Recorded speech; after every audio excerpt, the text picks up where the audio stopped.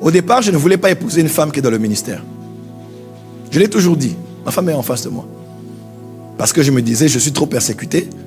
Voir ma femme être persécutée, ça me fera très mal au cœur. Je vais épouser une femme qui n'est pas dans le ministère, mais qui est une bonne chrétienne, que je mettrai à l'arrière avec mes enfants. Et je disais toujours à ma femme déjà, même quand on était fiancés, je lui disais, je ne veux qu'aucun de mes enfants entre dans le ministère. Oui, elle est là. On a eu des discussions sérieuses.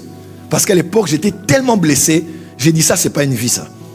Je ne voudrais pas qu'un de mes enfants, un seul de mes enfants, commence à prêcher, être utilisé par Dieu.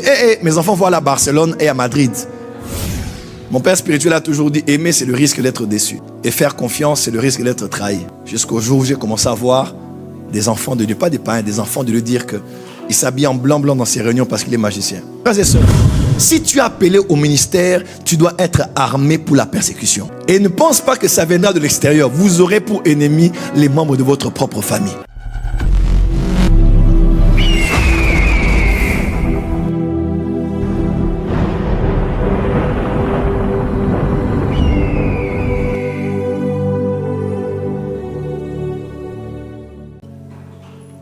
De nature, je suis un garçon très gentil. Je me permets de dire ça. Quand je suis né à Bonn en Allemagne, ma mère disait je souriais avec tout le monde. J'étais un tout beau bébé. Un tout beau bébé. Amen, amen. Vous êtes fâchés? Quand j'ai grandi, avoir l'appel de Dieu pour le réveil des nations, pour l'unité du corps de Christ, pour le temps de la fin, j'ai commencé la vie chrétienne vraiment de manière très innocente parce que Dieu m'a donné de nature d'avoir beaucoup d'amour. J'ai l'amour en quantité industrielle pour les gens. Donc moi, j'aime beaucoup les gens. Et je ne vois que le bien dans les gens. Même ma femme est là, elle peut vous le dire. Quand je vois quelqu'un, je ne vois que le meilleur en lui. Et je crois peut-être que c'était peut-être un caractère compatible au ministère prophétique. Parce que dans le ministère prophétique, Dieu vous permet de voir des choses, des fois horribles sur la vie des gens, mais que vous devrez aimer, respecter et continuer à... Vous devrez continuer à garder une bonne image de malgré ce que vous allez voir sur leur vie, en privé et en secret. Alors,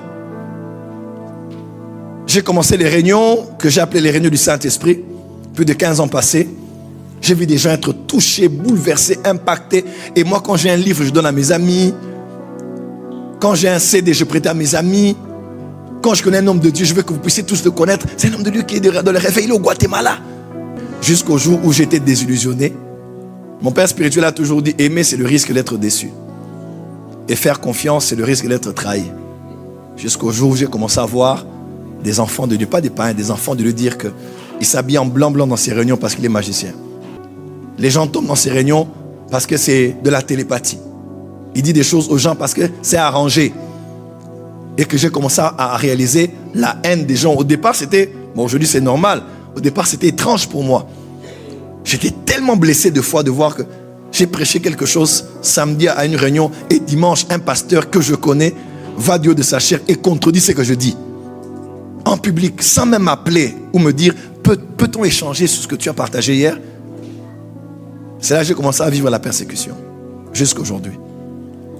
J'aimerais vous dire ceci. Les premiers disciples considéraient être privilégiés par Dieu que d'être persécutés pour Jésus-Christ. Ce n'était même pas un sujet de tristesse pour eux.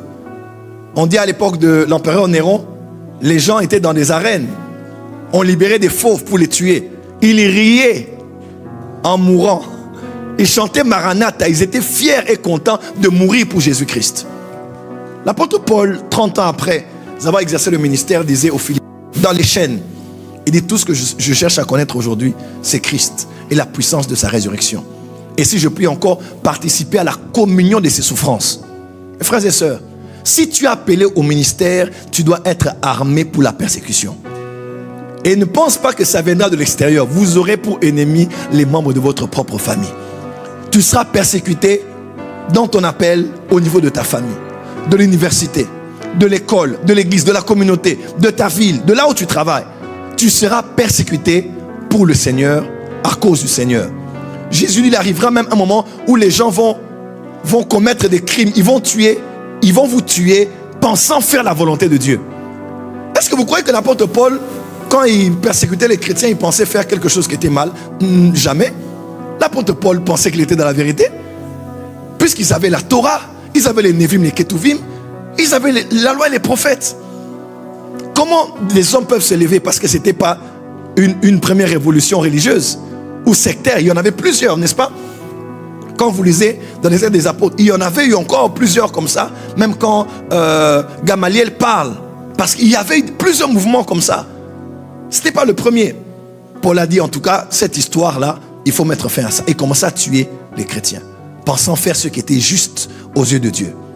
Et plusieurs vont vous persécuter, vous attaquer, croire défendre l'Église, croire défendre la doctrine, croire défendre le Saint-Esprit, croire défendre les normes, croire défendre les traditions. Et pourtant, ils sont en train de persécuter ce que Christ est en train de faire dans l'Église aujourd'hui. Quand Jésus apparaît à Paul, il dit à Paul, pourquoi me persécutes-tu? Paul persécutait qui au fait?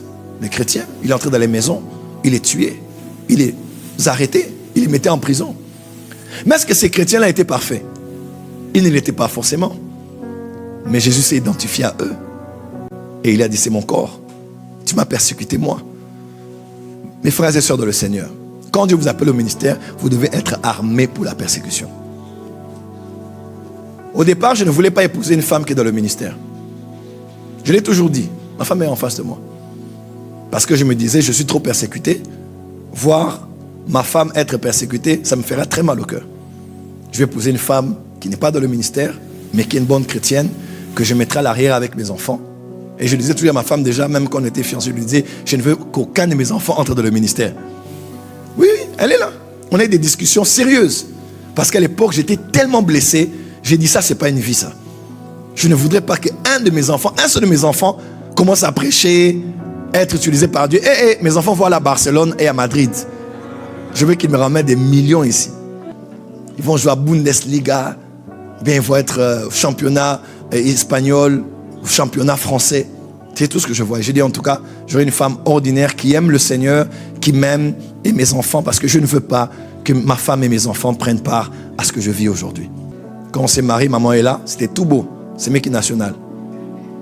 Mais récemment, quand elle a commencé à vivre la persécution, une fois je la regarde, je ne dis rien. Et comme elle comprend pour les Lingala aujourd'hui, elle regarde les commentaires et dit waouh, comment les gens peuvent être si méchants. J'ai dit mais c'est normal. Si tu marches, si tu prends le chemin du ministère et que tu ne rencontres pas le diable sur ton chemin, c'est que tu fais route avec lui.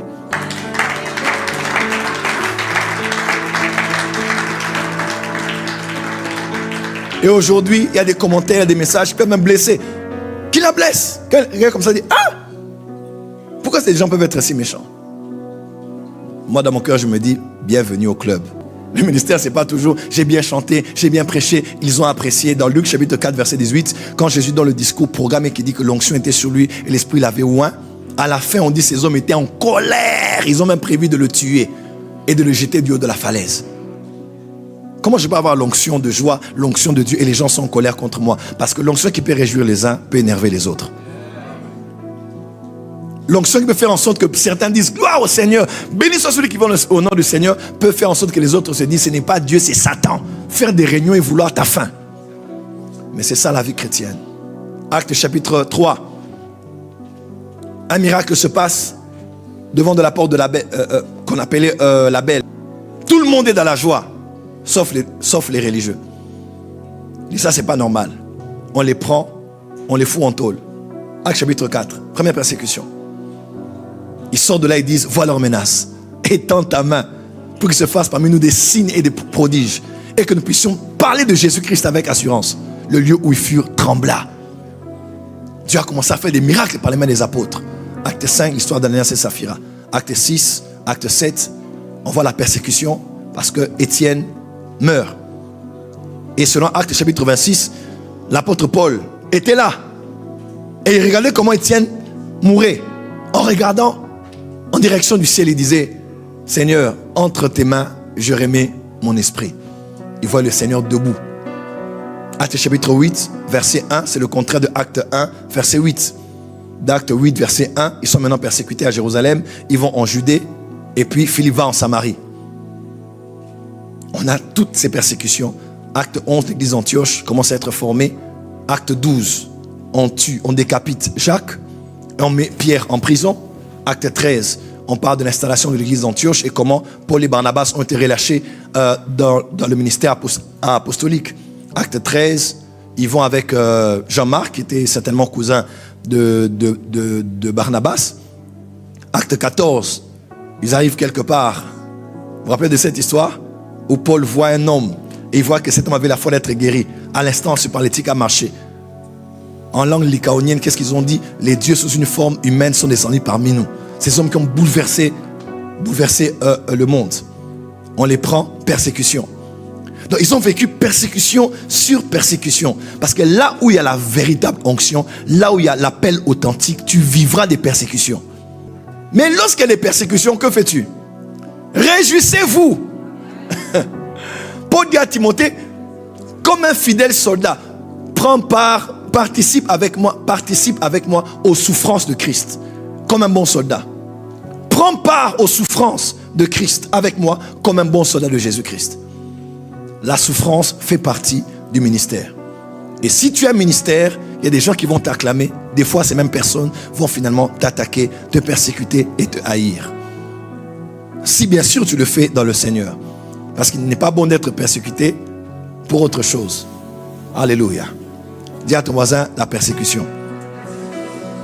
Dis à ton voisin la persécution. Aujourd'hui, je suis diplômé et expert en persécution. Je n'ai pas encore connu la persécution comme ce que vivent nos frères des églises persécutées dans les pays où le christianisme est très difficile pour être exprimé. Mais sur les réseaux sociaux, de la part de plusieurs communautés, de la part de plusieurs dénominations, le nombre de fois que j'ai eu à être interpellé, on te fait asseoir pour te dire, explique-nous cette histoire, c'est quoi? Récemment, un pasteur que j'aime beaucoup, c'est normal, il ne savait pas de quoi il s'agissait. Il m'appelle, il me dit, prophète, je suis tel dans le corps du Christ. J'ai dit amen. Dans la francophonie, je dis amen. Il me dit, il faut que tu m'expliques cette histoire-là de je suis ici et puis je vais en esprit et puis je vois dans ta maison. Il faut que tu m'expliques c'est quoi. Il dit, moi je crois au prophétique, mais ça s'apparente avec de la sorcellerie. Je dis, vous êtes un grand docteur de la parole. Je vous donne quelques textes. Je commence à sortir les textes de la Bible. Pas. Il dit oui, mais j'ai dit papa, c'est soit la parole, soit la tradition. Voyez-vous, vous serez persécutés pour le Seigneur. Et j'ai des témoignages.